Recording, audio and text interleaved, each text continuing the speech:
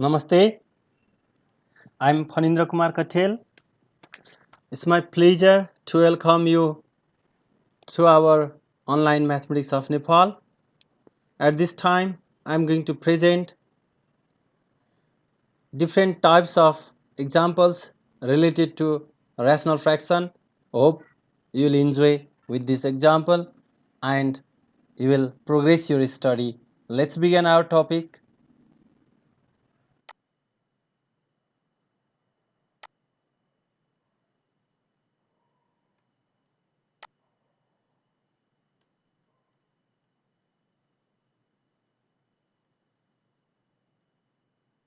Okay, students, mathematical operation फर्स्टमा हामी mathematical operation कसरी गर्ने भन्न सिक्दैछौँ।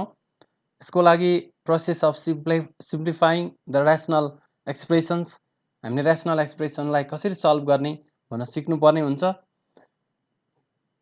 त्यसको लागि हामीले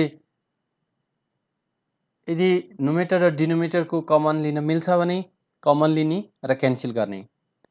सेकेन्डमा रेसिप्रोकल गर्ने।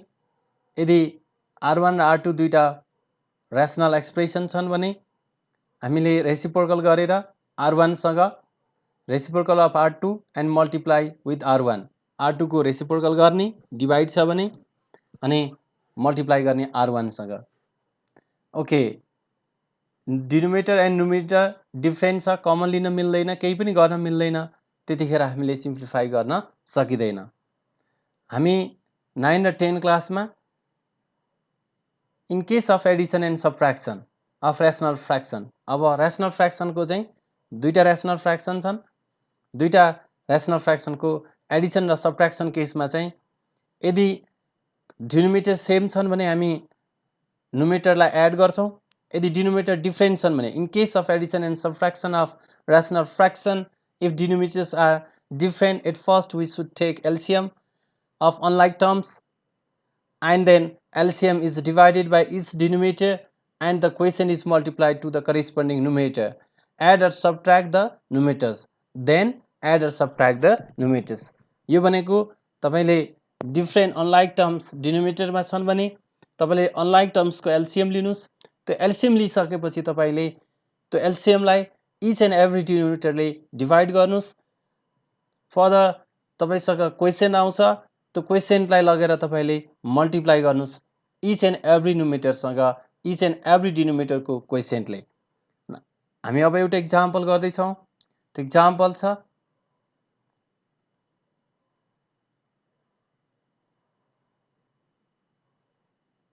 Okay simplify. यो सिम्प्लिफाई गर्नु छ। Simplify x square minus A square divide by x plus a square multiplied 2a divided by x minus a. Now solution is here. तपाईले देख्न सक्नुहुन्छ सेम हामीले क्वेशन फर्स्टमा लेखेका छौं, सेकेन्डमा हामीले x square minus a square लाई फर्मुला लगाएका छौं a plus b a minus b. So x plus a x minus a. And in denominator मा हामीले कमन तानेका छौं, कमन a छ अनि x plus a remaining term bracket भित्र लेखेका छौं। 2a divided by x minus a. So x minus a is cancelled because यिनीहरु same छन्।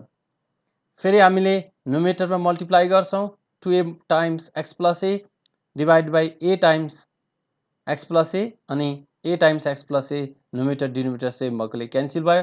2c हाम्रो रिक्वायर्ड सोलुसन भयो। यसरी डिफ्रेन्ट टर्ममा क्यान्सल गर्नुस्, एकै ठाउँमा क्यान्सल गर्दा तपाईको 4 हुने गर्छ। That is dirty work. So that do step wise. Now next example of simplify a square divided by a minus b plus b square divided by b minus a.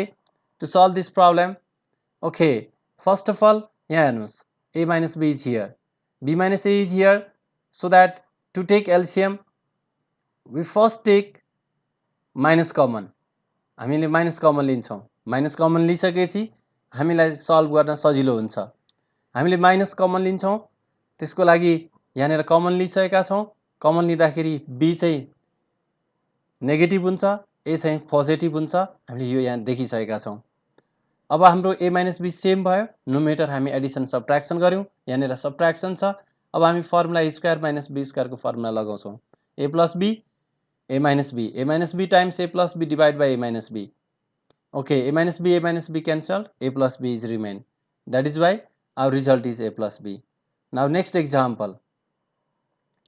Next example is here. Simplify 2x plus 6 divided by x square minus 9 divided by 3x square plus 9 divided by 2x square minus 6x. Okay, to solve this problem, at first we take the question as it is. हामीले question same लेखेका छौं. त्यस पछाडी हामीले यहाँनेर एउटा x 2 common तान्छौं. So that x plus 2 we take 2 common. In denominator हामीले denominator को लागि formula a square minus b square, x square of square minus 3 of square हामीले फ्याक्टराइज सिकिसकेका छौं. त्यो भएर हामीलाई सजिलो भइसकेको छ. x minus 3 x plus 3. अनि हाम्रो न्युमेरेटरमा सेम टर्म छ, डिनोमिनेटरमा पनि सेम टर्म छ. हामी क्यान्सल गर्छौं. हामीले क्यान्सल गरिसकेका छौं. अनि नेक्स्ट रेशनल फ्र्याक्सनलाई हामीले 3x कमन लिएका छौं. 3x कमन लिएपछि x plus 3 भयो. हामीले कमन तान्दाखेरि म्याक्सिमम नम्बर, म्याक्सिमम पावर लिन खोज्ने, तर त्यो दुईटै टर्ममा हुनुपर्छ. 3x हाम्रो दुईटै टर्ममा छ. Okay, so that x plus 3. In denominator also we can take common. हामी लिन्छौं कमन, नेक्स्ट टाइम लिँदै छौं. अब हामीले डिनोमिनेटर पनि कमन लिएको छौं. x minus 3 is remain inside the bracket, 2x is common.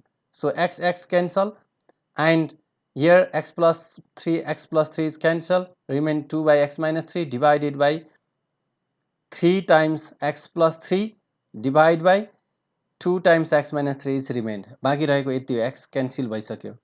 अब हामी रेसिप्रोकल गर्छौं यो टर्मलाई. यो टर्मलाई रेसिप्रोकल गर्दा के हुन्छ हेरौं. यो टर्म माथि न्युमेरेटरमा जान्छ, यो डिनोमिनेटरमा जान्छ. So that 2 times x minus 3 divided by 3 times x plus 3, 2 divided by x minus 3. x minus 3 same भयो, cancel भयो. So 4 by 3 times x plus 3. So our required answer is 4 by 3 times x plus 3. हाम्रो यो problem पनि सकियो. अब हामी next simplify गर्दै छौं. नेक्स्ट सिम्प्लिफाईमा 1 divided by c minus d minus c plus d divided by c square minus d square. यहाँनेर माइनस हाम्रो साइन छ, तर यो a square minus b square को फर्मुला जान्छ. हामीले त्यही फर्मुला लगाइसकेका छौं. ल हेर्नुस्, c plus d c minus d यो सेम छ, यो पनि सेम छ. अब हामी एलसीएम लिन्छौं. एलसीएम लिँदा यसलाई फर्स्ट एक्सप्रेसन सम्झनुस्, यसलाई सेकेन्ड एक्सप्रेसन सम्झनुस्, अनि यी दुईटाबाट common term c minus d आउँछ. अब रिमेनिङ टर्म भनेको c plus d हुन्छ. सो दैट अब c minus d ले यसलाई डिवाइड गर्नुस्. यो डिवाइड गर्दा तपाईको c minus d ले c minus d लाई डिवाइड गर्दा c 1 भयो, अनि c plus d चाहिँ रहिरहन्छ. c plus d लगेर 1 सँग मल्टिप्लाई गर्नु, c plus d नै भयो. माइनस c plus d यो इम्पोर्टेन्ट पार्ट हो. यहाँ माइनस साइन भएपछि यसलाई ब्र्याकेट राख्नुस्. यो ब्र्याकेट राखेको छ यहाँ, अनि c minus d c plus d भइराखेको छ. अब हामी न्युमेरेटरलाई सल्भ गर्छौं. c plus d माइनसले ब्र्याकेट रिमुभ गर्यो, minus c minus d, right. Okay, now c minus d times c plus d. अब डिनोमिनेटरमा यो छ, न्युमेरेटरमा माइनस d र माइनस d क्यान्सल हुन्छ, माइनस c र प्लस c पनि क्यान्सल हुन्छ, minus d plus d cancel, minus c plus c cancel. So that remaining 0. 0 divided by some term, result is 0 accept 0. यो 0 ले 0 लाई चाहिँ डिवाइड गर्दा 0 हुँदैन, तर 1 divided by 0 equals to what is the question. यो चाहिँ अनडिफाइन्ड हुन्छ. क्यान यु टेल मी भनेर सोधेको थिए, मैले आन्सर दिइसकेको छु, सोचिराख्नुस्. Okay, now next example. Next example is here. M square plus mn plus n square divided by m plus n plus m square minus mn plus n square divided by m minus n. यसलाई पनि हामी solve गर्दै छौं. फर्स्टमा हामी के गर्छौं भने दुईटाको कमन छैन, कमन लिएर क्यान्सल गर्न हुन्थ्यो. एउटा एउटा टर्मको त्यो पनि पोसिबल भएन, अनि दुईटा टर्मलाई अरेन्ज गर्न हुन्थ्यो. त्यो अरेन्ज गर्न नि सकेन, किनभने m plus n छ या m minus n छ.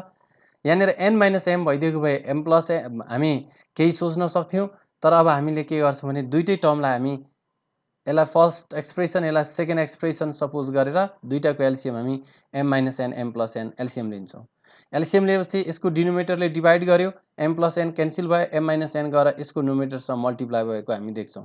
त्यसैगरी हाम्रो यो एज इट इज हुन्छ, यससँग चाहिँ मल्टिप्लाई m plus n हुन्छ, किनकि m minus n ले यसलाई डिवाइड गर्दा m plus n क्वोशिएन्ट हुन्छ. अब हामीसँग यो a minus b a square plus ab plus b square, a plus b A square minus AB plus B square त्यो फर्मुला भएकोले यहाँ ए को ठाउँमा एम बी को ठाउँमा एन छ m cube minus n cube plus m cube plus n cube छ n cube plus र माइनस क्यान्सिल भयो 2m cube divide by m square minus n square छ therefore 2m cube divide by m square n square. अब हाम्रो problem solve सकिसकेको छ। तपाईहरुले next भिडियोको लागि तपाईले सब्स्क्राइब गर्न नभुल्नुहोस्। तपाईहरुलाई मैले धेरै भिडियोहरु शेयर गर्दै जानेछु। त्यो शेयर गरेका भिडियो हेर्नको लागि तपाईलाई नोटिफिकेसन आउनुपर्छ। त्यसको लागि तपाईले त्यहाँ सब्स्क्राइब गरिसकेपछि बेललाई प्रेस गर्न नबिर्सनुहोस्। बेल प्रेस गरिसकेपछि तपाईले नयाँ नोटिफिकेसन पाउनुहुन्छ र हाम्रो नयाँ भिडियोहरु हेर्दै जानुहुन्छ। तपाईहरु इन्जोय गर्नुहोस्, म्याथमेटिक्स सिक्दै जानुहोस्। Okay, thank you.